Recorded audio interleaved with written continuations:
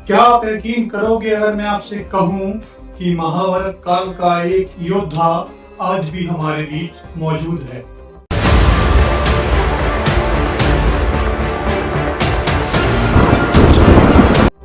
एक ऐसा इंसान जो पिछले 5000 सालों से जिंदा है।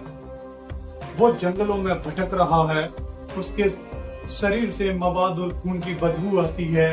वो हर आने जाने वाले से तेल और हल्दी मांगता है ताकि अपने घावों को भर सके। वो मौत मांग रहा है लेकिन मौत उसे मिल नहीं रही।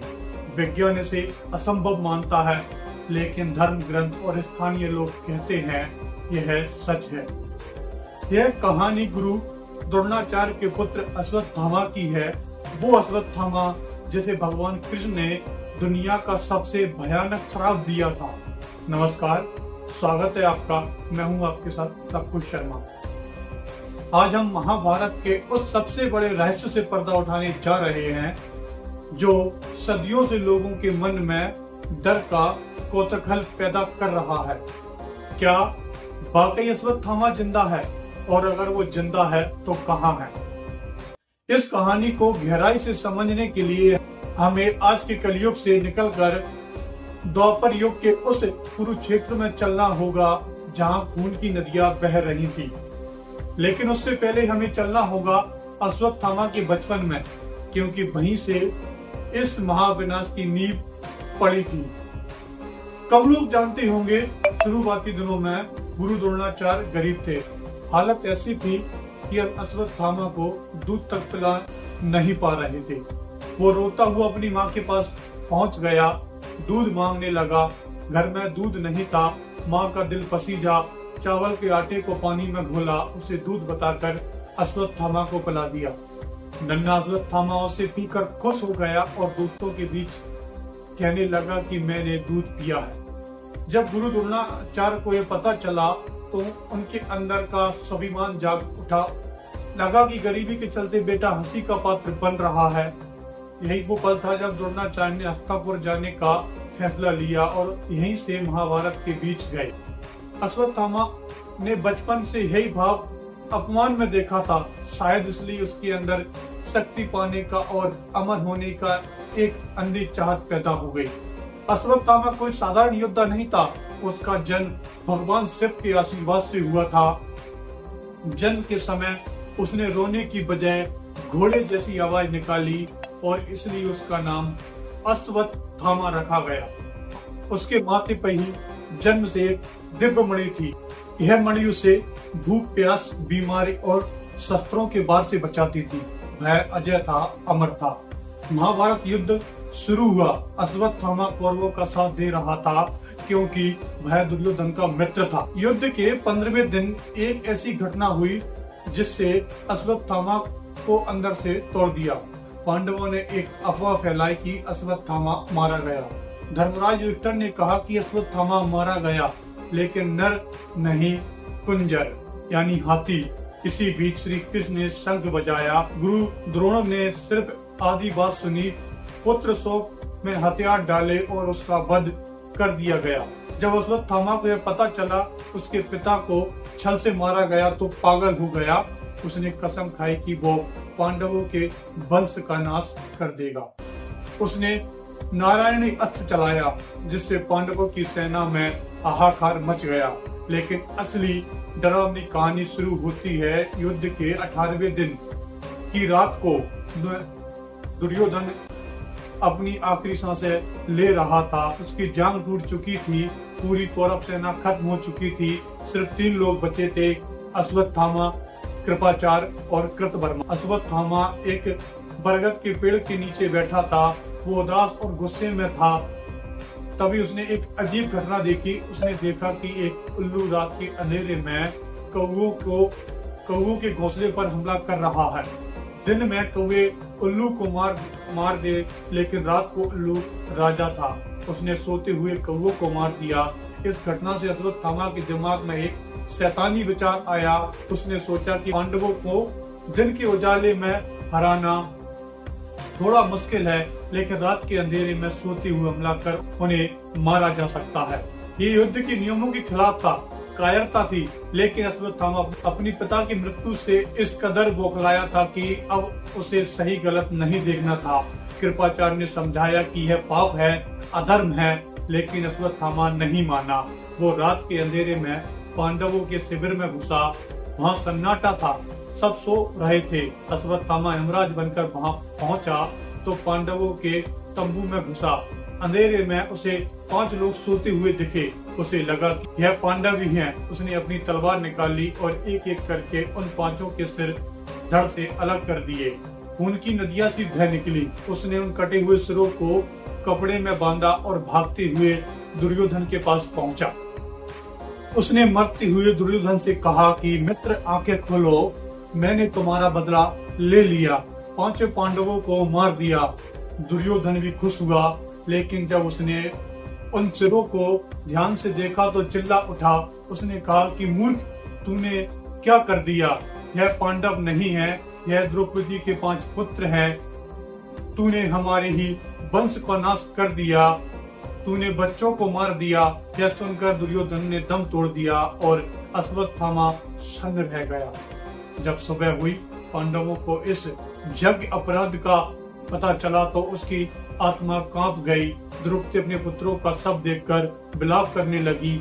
अर्जुन ने कसम खाई, जब तक अश्वत्थामा का वध नहीं कर देंगे, उसके माथे की मणि निकालकर द्रौपदी के चरणों में नहीं रखेंगे, तब तक वह चैन से नहीं बैठेंगे। अर्जुन और श्री कृष्ण उसका पीछा करते हुए महर्षि व्यास के आश्रम तक पहुंचे। अपनी जान बचाने के लिए अश्वत्थामा ने वह गलती कर दी जिसकी माफी तीनों लोकों में नहीं थी। उसने ब्रह्मास्त्र चला दिया। यह उस समय का सबसे विनाशकारी हथियार था जो पूरी सृष्टि खत्म कर सकता था। अर्जुन ने भी बचाव में ब्रह्मास्त्र चलाया, लेकिन ऋषियों के समझाने पर अर्जुन ने वापस ले लिया। पर अश्वत्थामा को अस्त्र वापस लेना नहीं आता था। जब उसे लगा कि उसकी जान खतरे में है तो उसने क्रूरता से सारी हदों को पार किया। उसने कहा कि मैं इस अस्त्र को वापस नहीं ले सकता, लेकिन इसकी दिशा बदल सकता हूँ। उसने उस महा विनाशकारी को अभिमन्यु की पत्नी उत्तरा के गर्भ की ओर मोड़ दिया। उसका मकसद था पांडवों के कुल का नाश करना, एक अजन्मे बच्चे की हत्या करना। यही वो कृत्य था जिससे भगवान श्री कृष्ण ने क्रोध से भर दिया। अश्वत्थामा को वो सजा दी जो मौत से भी बदतर थी। श्री कृष्ण ने अश्वत्थामा के माथे से वह दिव्य मणि जबरदस्ती निकाल ली। मणि निकलती वो एक गहरा घाव और कभी न भरने वाला घाव बन गया। उसके बाद श्री कृष्ण ने उसे श्राप देते हुए कहा कि हे अश्वत्थामा, तूने एक अबोध बालक की जान लेने की कोशिश की है, तुझे जीवन का अपमान किया है, इसलिए मैं तुझे श्राप देता हूँ कि तू समय के अंत तक पृथ्वी पर जीवित रहेगा और कभी नहीं मरेगा। लेकिन तेरा जीवन मौत से भयानक होगा। तेरे शरीर से हमेशा पीप और लहू बहेगा। तेरे शरीर में इतनी बदबू आएगी, कोई इंसान तेरे आसपास खड़ा नहीं होगा। तू घने जंगलों में भटकेगा। तू प्यास, दया और सहानुभूति के लिए तरसेगा। तू मुक्ति मांगेगा, लेकिन तुझे मुक्ति नहीं मिलेगी। जा, आज तू एक कलयुग के अंत तक अपने पापों का बोझ उठाकर भटकता रहेगा। कहा जाता है उसी दिन अश्वत्थामा का नरक शुरू हो गया। 5000 साल बीत गए, सभ्यताएं बनी बिगड़ी, लेकिन अश्वत्थामा वही है। इतिहास के पन्नों में अश्वत्थामा के दिखने का कई बार जिक्र है। अब सवाल उठता है, आज के आधुनिक युग में कहाँ है अश्वत्थामा? भारत में एक ऐसी जगह जहाँ अश्वत्थामा के होने का सबसे ज्यादा दावा किया जाता है, वह मध्य प्रदेश के बुरहानपुर शहर का बड़ा का किला। इस किले के ऊपर एक पुरानी शिव मंदिर है जिसे गुप्तेश्वर महादेव मंदिर कहते हैं। वहाँ के स्थानीय निवासियों का यह कहना है कि अश्वत्थामा आज भी रोज सुबह ही पूजा करते हैं। मंदिर के पुजारी बताते हैं कि मंदिर को रात को सफाई करके बंद किया जाता है। किले का रास्ता कठिन है, वहाँ परिंदा भी पर नहीं मार सकता। चारों तरफ गहरी खाई है, जंगल है, लेकिन सुबह जब दरवाजा खुलता है तो शिवलिंग पर ताजे गुलाब के फूल और बेल पत्र चढ़े होते हैं। कई बार गुलाल भी लगता है। आखिर ये बंद दरवाजे के पीछे कौन पूजा कर रहा है? विज्ञान के पास कोई जवाब नहीं है। कई न्यूज चैनलों के कैमरे भी लगाए गए, लेकिन अंधेरे में कैमरे बंद हो जाते हैं, खराब हो जाते हैं। यह कहानी रह गई। किले के आसपास के गांवों में कई बुजुर्ग ऐसे भी हैं जो किस्से सुनाते हैं जो रोंगटे खड़े कर देते हैं। लोग कहते हैं कि जंगल में एक विशालकाय इंसान को देखा जिसकी लंबाई 10 से 12 फीट है, अपने सिर और कपड़ों से ढक रखा है। अक्सर लोगों को रोककर तेल हल्दी मांगता है। लोग कहते हैं उसके माथे पर घाव है, आज भी वो खून रिश्ता है। तेल हल्दी लगने से उसे थोड़ी ठंडक मिलती है। जिसने भी उसे हल्दी दी या तो वो डर के मारे दोबारा उस रास्ते पर नहीं गया या फिर उसका मानसिक संतुलन बिगड़ गया। आप सोचिए, एक इंसान 5000 साल से जी रहा है। उसने देखा है कैसे द्वारिका समुद्र में डूबी, कैसे हस्तिनापुर खंडर बनी, कैसे चंद्रगुप्त मौर्य मुगल आए, कैसे अंग्रेज आए। सब कुछ बदला, लेकिन उसकी पीड़ा नहीं बदली। उसका वो घाव आज भी हरा है। वो आज भी किसी गुफा में, किसी मंदिर के कोने में बैठकर अपनी मुक्ति का इंतजार कर रहा है। विज्ञान इसे कल्पना कहता है, लेकिन किले में मिलने वाले वो फूल हजारों सालों से चले आ रहे लोगों की कथाएं यह सोचने पर मजबूर करती हैं कि शायद जिस दुनिया को हम जानते हैं उसके परे भी एक दुनिया है। एक ऐसी दुनिया जहां शराब वरदान आज भी काम करते हैं। अश्वत्थामा की कहानी हमें सिखाती है कर्म का फल सबको भोगना पड़ता है, चाहे आप कितने भी शक्तिशाली क्यों ना हो, आप देवता के पुत्र क्यों ना हो। अगर आपने अधर्म किया है तो उसकी सजा आपको मिलेगी। अश्वत्थामा ने शक्ति के घमंड में एक ऐसी निर्दोष की जान लेने की कोशिश की और आज वो मौत के लिए तरस रहा है। यह कहानी चेतावनी है हर उस इंसान के लिए जिसने अपनी ताकत का घमंड किया। जय श्री कृष्णा, जय भोलेनाथ, जय महाकाल।